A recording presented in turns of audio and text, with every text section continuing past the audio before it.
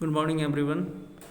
आज की क्लास में हम लोग एंगल्स के बारे में पढ़ेंगे। पिछले क्लासेस में मैंने आपको लाइंस, लाइन सेगमेंट्स और रेज इन सब के बारे में बताया था, कर्व्स के बारे में बताया था, और आज हम लोग एंगल्स के बारे में। ठीक है, तो मैंने आपको बताया था कि रेज क्या होती हैं। What is rays? Rays is a part of line which has one end point.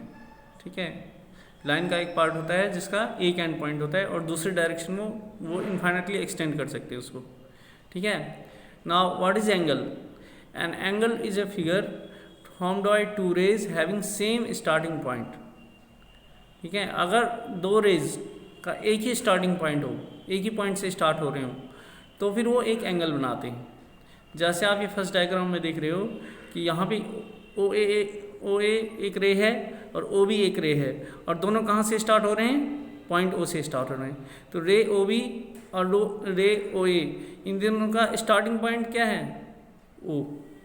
Same starting point है, इन दोनों रेज का स्टार्टिंग पॉइंट सेम है, इसलिए ये दोनों एक एंगल बनाती हैं। जब भी दो रेज का स्टार्टिंग पॉइंट सेम होगा, एक ही पॉइंट से स्टार्ट होंगे, तो फिर वो एक एंगल फॉर्म करती हैं। ठीक है, the starting point is called vertex. जो स्टार्टिंग पॉइंट होता है उसको हम क्या बोलेंगे? वर्टेक्स। और जो दोनों रेज होती हैं उसको क्या बोलते हैं? आर्म्स। ठीक है, and the two rays are called its arms. ठीक है, तो यहाँ पे आपको डायग्राम में दिख रहा है, ओ को हम क्या बोलेंगे? वर्टेक्स, और ओ ए और ओ बी इन दोनों को क्या बोलेंगे? आर्म्स। ठीक है, it is donated by this symbol. एक सिंबल बना हुआ है एंगल का, इस सिंबल से डिनोट करते हैं, और रिटर्न एज एंगल ओ और एंगल ए ओ बी। हम एंगल ओ भी लिख सकते हैं और एंगल ए ओ भी लिख सकते हैं। बस सिर्फ आपको ये ध्यान रखना है कि जब आप तीन लेटर से लिखेंगे तो ओ जो है हमेशा बीच में आ रहा है ना, ए ओ बी लिखा है, तो मतलब ये है कि vertex is always return in the middle. Vertex हमेशा बीच में ही आएगा, इस चीज़ को ध्यान रखना है। अगर आप सिंगल लेटर से लिखोगे तब तो हम लिख देंगे एंगल ओ, और अगर आप तीन लेटर से डिनोट करोगे तो बीच में कौन सा आएगा?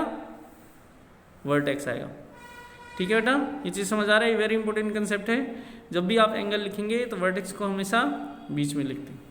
अब देखो ये जो सेकंड फिगर है, इसमें यहाँ पे बहुत सारे एंगल हैं, है ना, एक ही पॉइंट पे। तो जब एक ही पॉइंट पे बहुत सारे एंगल बनते हैं तो उसको हम कभी भी सिंगल लेटर से डिनोट नहीं करते हैं। इस चीज़ को आप ध्यान रखेंगे। क्या बताया मैंने कि एक पॉइंट पे जब बहुत सारे एंगल बन रहे हों तो उसको हम सिंगल पॉइंट से डिनोट नहीं करेंगे। जैसे फिगर सेकंड है, इसको अगर मैं एंगल ओ लिखूं सिर्फ, तो इससे आपको पता नहीं चल पाएगा कि कौन से एंगल के बारे में बात हो रही है। एंगल ओ जो है, अगर मैं बोलता हूँ कि एंगल ओ 60 डिग्री का है, तो फिर ए ओ बी 60 का है या बी ओ सी 60 का है या ए ओ सी 60 का है, कौन सा है ये पता नहीं चल पा रहा है।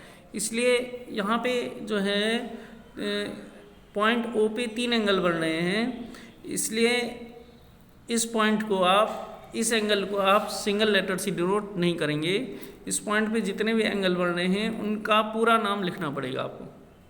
ठीक है, यहाँ पे तीन एंगल बन रहे हैं। एक एंगल है ए ओ बी जो नीचे वाला दिख रहा है आपको, फिर दूसरा एंगल है बी ओ सी, ये ऊपर वाला एंगल है, और तीसरा एंगल है ए ओ सी, ये पूरा बड़ा वाला जो एंगल है ये ए ओ सी है। समझ आ गया? वेरी सिंपल कंसेप्ट है कि एंगल को दो तरीके से डिनोट करते हैं। एक तो आप सिंगल लेटर से डिनोट कर सकते हैं और एक थ्री लेटर से डिनोट करते हैं। जो थ्री लेटर से जब डिनोट करेंगे तो वर्टेक्स हमेशा बीच में आएगा, फर्स्ट पॉइंट। सेकंड पॉइंट कि जब आप एंगल्स को लिखोगे इस बात को ध्यान रखना है कि अगर एक पॉइंट पे एक ही एंगल बना है तब तो हम उसको सिंगल लेटर से लिख सकते हैं, कोई प्रॉब्लम नहीं है। लेकिन एक पॉइंट पे एक से ज़्यादा एंगल बन रहे हैं तो फिर हमें सिंगल लेटर्स का यूज़ नहीं करना है। Is it clear all of you? Good.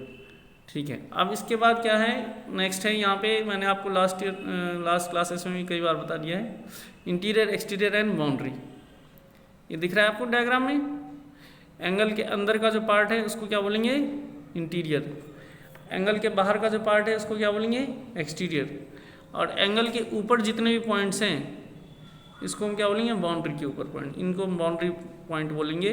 ठीक है, और ये पिंक कलर से इसको डिनोट किया गया है, ये बाउंड्री ऑफ द एंगल है। बाउंड्री के अंदर इंटीरियर होता है और बाउंड्री के बाहर एक्सटीरियर होता है। बहुत ही सिंपल कंसेप्ट है।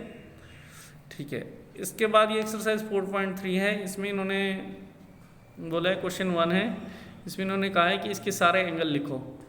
तो ये जो फिगर है इसमें आपको दिख रहा है कि हर एक पॉइंट पे एक ही एंगल बना हुआ है, तो हम इनको सिंगल लेटर से भी डिनोट कर सकते हैं।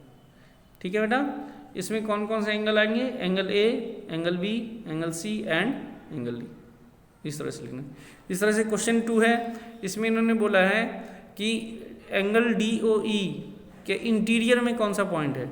इंटीरियर मतलब अंदर, अभी होता है ना इंटीरियर मतलब अंदर होता है, एक्सटीरियर मतलब बाहर हो गया, बाउंड्री मतलब on the pink line, pink colour से जो दिख रही है बाउंड्री है आपको। इसमें इन्होंने बोला है कि DOE के ऊपर, DOE के इंटीरियर में कौन सा एंगल है, अंदर, एंगल DOE के अंदर कौन सा पॉइंट है, कौन सा पॉइंट होगा? Points in the interior of angle DOE is point A, एक ही पॉइंट है इस एंगल के अंदर, एक ही पॉइंट है वो ए आ जाएगा।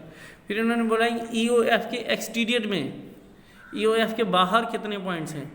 EOF के बाहर काफ़ी पॉइंट्स हैं, पॉइंट ए भी EOF के बाहर है, पॉइंट डी भी EOF के बाहर है और पॉइंट सी भी EOF के बाहर है। तो इसलिए points in the exterior of angle EOF are point A, point C and point D. इसके बाद इन्होंने पूछा पॉइंट्स ऑन EOF, EOF मतलब बाउंड्री पे पूछा है कि EOF के ऊपर कितने पॉइंट है ऑन द बाउंड्री।